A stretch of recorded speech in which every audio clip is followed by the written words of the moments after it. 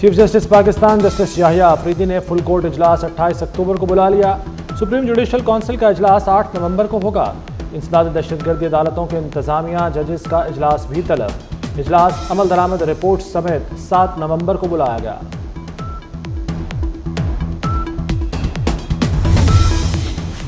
Chief justice نے practice and procedure committee کی تشکیل 9 کر دی۔ جسٹس منیب اختر کو 3 رکنی ججز کمیٹی میں واپس لے آئے۔ سابق چیف جسٹس فائز عیسیٰ نے جسٹس امین الدین خان کو شامل کیا تھا۔ ججز کمیٹی کا پہلا اجلاس بھی ہو گیا۔ سپریم کورٹ میں 28 اکتوبر سے 1 نومبر تک کے لیے 8 بینچ تشکیل دیے گئے۔ چیف جسٹس کے تمام کورٹ رومز میں لائیو سٹریمنگ کے انتظامات کرنے کا حکم۔ لائیو سٹریمنگ سائلین کی رضامندی سے مشروط ہوگی۔ اوورسیز پاکستانی براہ راست سماعت دیکھ سکیں گے۔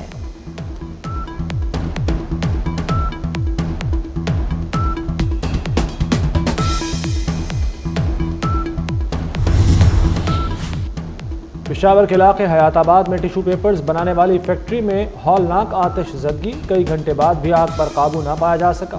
29 گاڑیاں اور درجنوں فائر فائٹرز آگ بجھانے میں مصروف۔ آگ سے قریبی فیکٹریوں کو بچانے کی کوششیں جاری۔ ریسکیو حکام نے آگ مزید پھیلنے کا خدشہ ظاہر کر دیا۔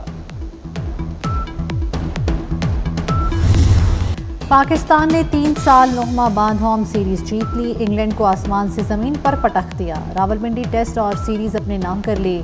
قومی ٹیم نے انگلینڈ کو 9 وکٹوں سے شکست دی۔ ساجد خان کے میچ میں 10 اور نعمان علی کے 9 شکار۔ دوسرے اننگز میں انگلینڈ ٹیم 112 رنز پر سمٹ گئی۔ 36 رنز کا ہدف 3 اوورز میں حاصل کر لیا۔ 134 رنز بنانے والے Saud Shakeel player of the match قرار۔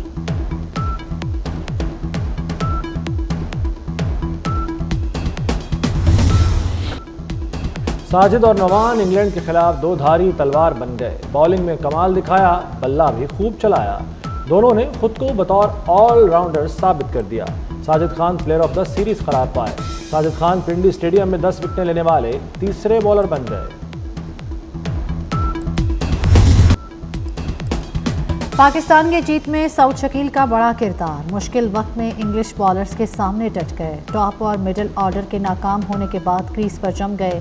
ٹیل اینڈر کے ساتھ خوب رنز بٹورے۔ پہلے نعمان علی اور پھر ساجد خان کے ساتھ شاندار شراکت بنائی۔ سعود شکیل نے 134 رنز کی لاجواب پاری کھیلی۔ ویل ڈن ٹیم پاکستان، دیر آید درست آید۔ Chairman P C B Mohsin Naqvi کی قومی ٹیم سے ملاقات۔ کھلاڑیوں اور مینجمنٹ کو مبارکباد دی۔ کہا آپ متحد ہو کر کھیلے تو کامیابی نے قدم چومے۔ جیت کے تسلسل کو برقرار رکھنا ہے۔ نوجوان اور تجربہ کار کھلاڑیوں کی ضرورت ہے۔ کپتان شان مسعود نے محسن نقوی کو کھلاڑیوں کے دستخط والی شرٹ دی۔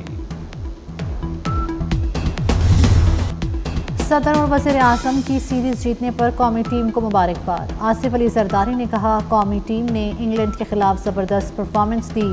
شہباز شریف نے کھلاڑیوں کی کارکردگی کو سراہا۔ اپنے پیغام میں کہا ٹیم نے قوم کا سر فخر سے بلند کر دیا۔ محسن نقوی کی کھلاڑیوں کی کارکردگی کی تعریف۔ وزیر اعلیٰ مریم نواز بھی ٹیم کی کارکردگی کی معترف، کہتی ہیں سیریز میں اچھا ٹیم ورک دیکھا۔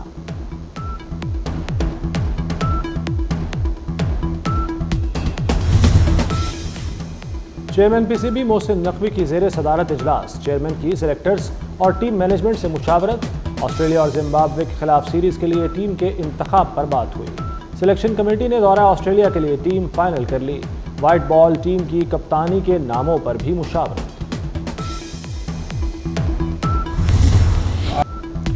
چیف جسٹس پاکستان یحییٰ آفریدی کی حلف برداری تقریب۔ صدر آصف علی زرداری نے حلف لیا۔ تقریب میں وزیر اعظم اور آرمی چیف کی شرکت۔ مریم نواز، علی امین گنڈاپور، سرفراز بگٹی اور وزراء بھی آئے۔ صدر آصف زرداری سے چیف جسٹس یحییٰ آفریدی کی ملاقات۔ وزیر اعظم شہباز شریف بھی موجود تھے۔ ملاقات تقریب حلف برداری کے بعد ایوان صدر میں ہوئی۔ چیف جسٹس یحییٰ آفریدی کو حلف اٹھانے پر مبارکباد دی۔ پانی پی ٹی آئی سے ملاقات کی بات قبل از وقت ہے۔ 2018 کے بعد جو معاشی تباہی ہوئی وہ سب کے سامنے ہے۔ نئی آئینی ترمیم کی سوچ سامنے نہیں آئی۔ مولانا فضل الرحمان کی سرگودا میں گفتگو۔ کہا نئے چیف جسٹس کا خیر مقدم کرتے ہیں، جو چلے گئے اللہ ان کو بھی خوش رکھے۔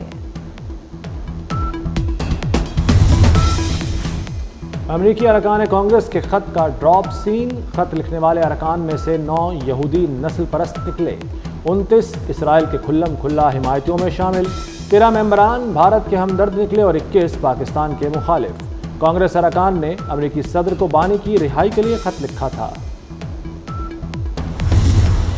مشرق وسطی میں جنگ کے گہرے بادل، اسرائیل نے ایران پر حملہ کر دیا۔ ایران میں 20 مقامات کو نشانہ بنانے کا دعویٰ، جوابی کارروائی پر جواب دینے کی دھمکی بھی دے دی۔ اسرائیلی وزیر اعظم نیتن یاہو حملے کی براہ راست معلومات لیتے رہے۔ عراق کے شہر تکرت میں بھی دھماکے سنے گئے۔ خبر ایجنسی کے مطابق حملے میں 3 ایرانی فوجی شہید ہو گئے۔ ایران میں تیل کے ذخائر حملے میں محفوظ رہے۔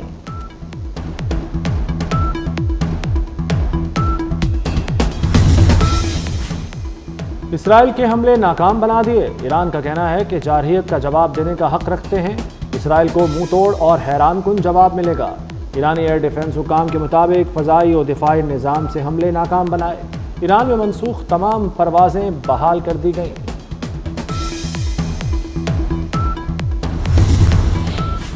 پاکستان کی ایران پر اسرائیلی جارحیت کی شدید مذمت، وزیر اعظم شہباز شریف کا اسرائیلی حملوں پر اظہار تشویش۔ حملے امن و استحکام کے لیے خطرہ ہے، یہ آزادی اور عالمی قوانین کے خلاف ہے۔ پاکستان ایران اور ہمسایہ ممالک کے ساتھ ہے۔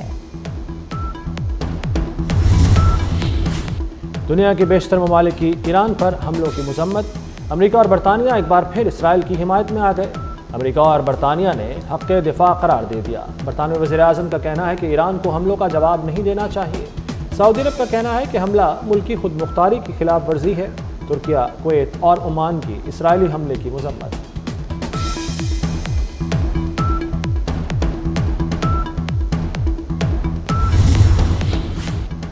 شمالی وزیرستان کے علاقے میر علی میں پولیس چیک پوسٹ پر خودکش دھماکہ، 8 اہلکار شہید، متعدد زخمی ہو گئے۔ فورسز نے علاقے کو گھیرے میں لے کر سرچ آپریشن شروع کر دیا۔ وزیر داخلہ محسن نقوی کی خودکش حملے کی مذمت، شہید پولیس اہلکاروں کو خراج عقیدت پیش کیا۔ نامعلوم افراد کی فائرنگ سے شہید، اسلام آباد پولیس کے سب انسپکٹر حیدر شاہ کی نماز جنازہ ادا۔ وزیر داخلہ محسن نقوی اور آئی جی اسلام آباد کی شرکت، قانون نافذ کرنے والے اداروں کے اعلیٰ حکام شریک ہوئے۔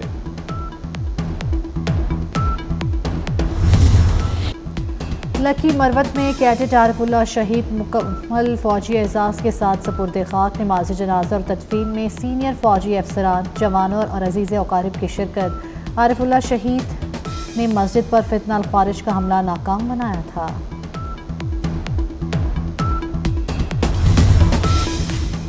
وزیر خزانہ محمد اورنگزیب سے چینی نائب وزیر خزانہ کی ملاقات، دو طرفہ دوستی اور شراکت داری کو مزید بڑھانے کے عزم کا اعادہ۔ وزیر خزانہ کی کرنسی سویپ معاہدے کی حد 40 ارب چینی یوان کرنے کی درخواست۔ پاکستان میں الیکٹرک گاڑیاں متعارف کرانے کے فیصلے کا خیر مقدم۔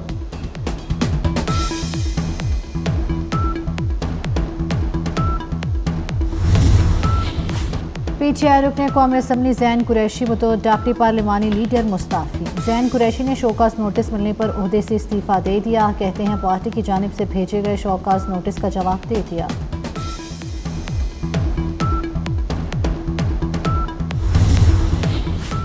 اڈیالہ جیل میں قیدیوں سے ملاقاتوں پر پابندی ختم کر دی گئی، تمام قیدیوں کی ملاقاتیں اب معمول کے مطابق ہوں گی۔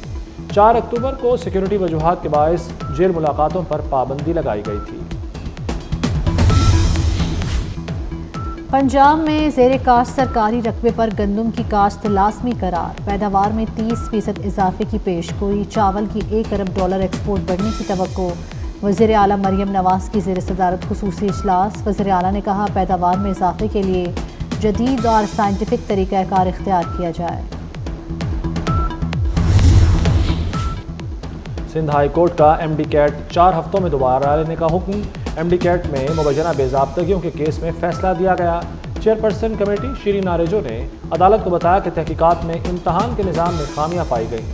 جسٹس صلاح الدین پنوار نے ریمارکس دیے کہ بظاہر یہ امتحان کمپرومائز ہوا ہے۔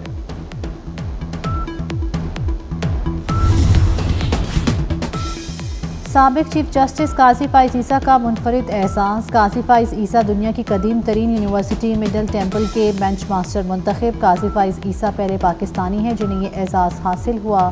مڈل ٹیمپل میں اس وقت 510 معمولی اور 107 سینئر بینچز ہیں۔ روڈا کی کمیونٹی ڈیولپمنٹ کا کام ترجیحی بنیادوں پر جاری، چہار باغ 1-2 کے درمیان گاؤں کو ماڈل بنانے کا فیصلہ، نوری نت کے نام سے مشہور ولیج کے لیے سہولیات کی فراہمی جاری، حکام کے مطابق 6 سے 8 ماہ میں ماڈل ولیج کے کام کو پایہ تکمیل تک پہنچایا جائے گا۔